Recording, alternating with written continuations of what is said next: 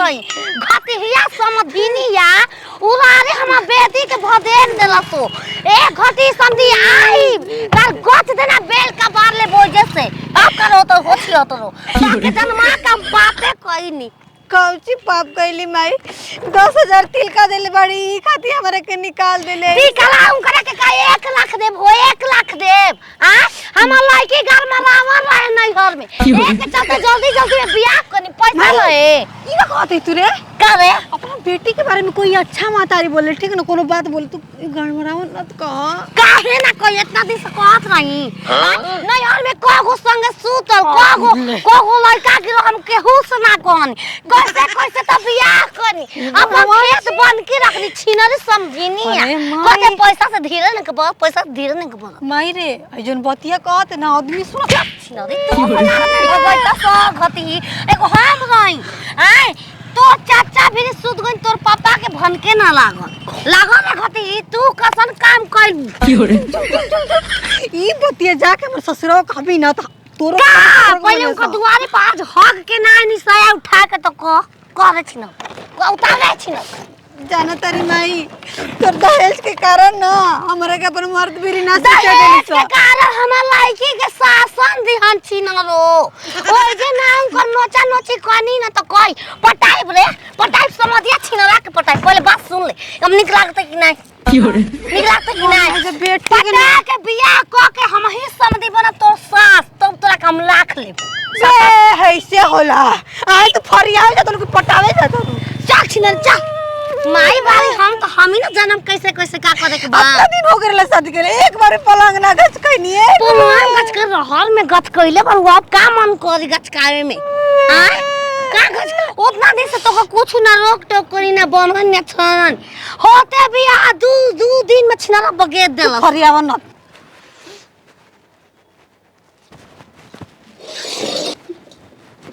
बताओ हो तिलका के पाछे माई हमर मेहर को बगे दिलसी की हो रे मोतिया के भइल के बापर अरे मई होते तू करत का बारे यार हां जातन ससुराई रे माई ससुरारी हां का करे जातन मेहर के लियावे मारा जवन झक ओन जी तुरंत मेहरारू के भगने लिया खातिर दो गलवा देख माई तिलका के पाछे बगे दिले हम मेहरारू के ठीक ना कलियो घरवा लगा केस क दियो सन हमरा न जेल में जाय पड़ी केस क दिहस घंटा ना उसन कुल केस बना फोड़ में बांध के चली ना की हो रे 10,000 रुपया जब तक ओकर माई बाप भाई ना दी तब तक उ लगी के हमरा घरे नहीं खियावे के ए माई देख तू ठीक नहीं कहले बात के समझ हम जात नहीं अपन का ना खखुआइल वाले अखबार में पकड़ के सूते खाती माई है कहे के ना जे तू कहवा त ले दोगला रे की हो रे ई बात नहीं कर जब तू इतना कहत न त हम ना जी लिया रे देखे माला टोपी छिनारी समधिया ए लझरिया कर माई के समधिन भी रहे छियो तरी आ हमें कर बाप से कह दे रहनी कि जाके रेल जे घटिया रेल नहीं ठंडाई गई रहती अरे माई हो माई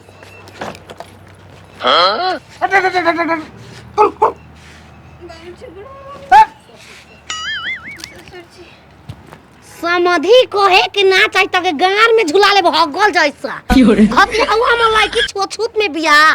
हैं लग गोला के माई के गोला का को लेबे रे का की हो रे हु आर यू समधाइन हेकर माई में बानी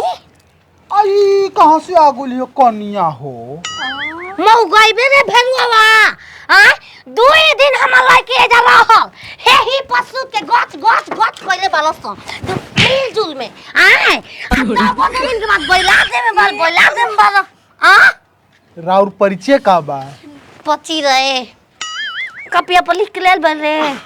हम बुला के गइनी बुलाइले पर माई हड़ू अरे कमाई होई हो पता करना में ना कोख मिला के हां यार का मर जा मोले छिनरी गोर हो गेल बाप देकर कई दिन झगड़ा कइनी कहानी अखिया छिनरा तोरम पर तब माल त रखले बाबरा के टिकल बानी की हो रे कुलम पूछा तनी अच्छा बात बोले तो का बात बा अरे ठीक बा हम लड़की जवान हो गइल जवानी ससलाई रहे यार संग 2 दिन सूत लेलस हम माई हो के ना बोलनी समधिनिया कौन हक बनता घस निकाल देल काहे को बियाह कर 10,000 रुपया देनी अब हम पैसा चाहिए हम पैसा चाहिए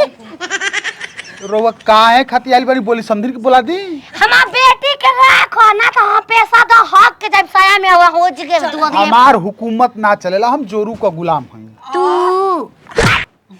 असने को हम संधि का घटी ही लड़ातिया के करा से यार साया के नीचे बैठा चाप दी है से कह के हां कि सब खेल बारू हमार तू पहले रम्मी के बना ले हई बैल कौन हट मतलब पाँव पूजले हैं चिंते नहीं की क्या गोर लगा तो पेनहाइल बालू लगला बिना हम ए सस में लाग हमार लाग 2 साल लागे जे बानी खा बानी हम मालिक सॉरी ना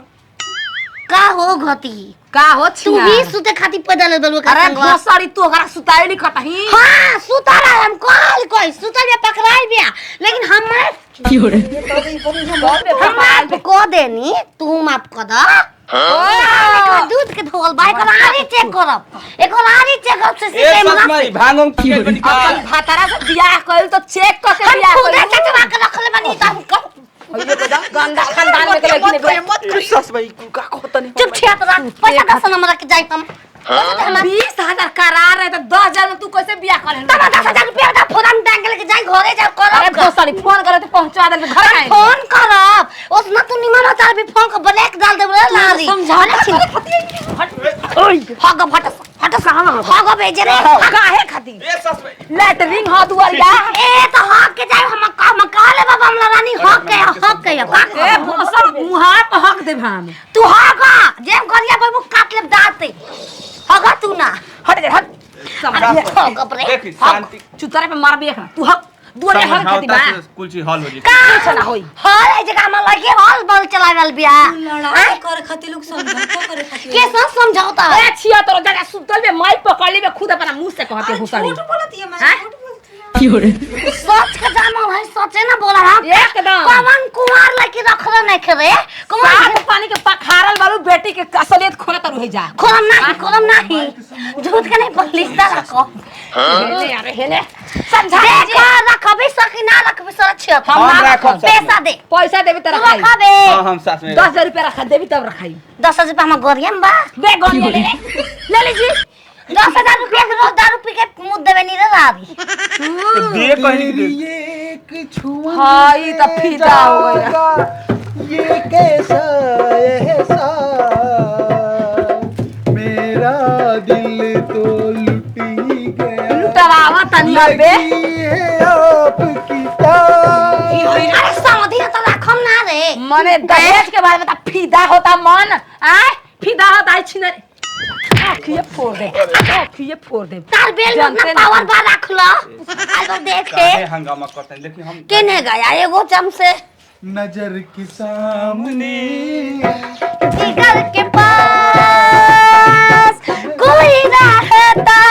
है ओह तुम बाबा के मुंह ढक रे ढाकू आई मारी बड़ी से है तो चल बेटी रे तो समझ लिया चमनी दे दे साथिया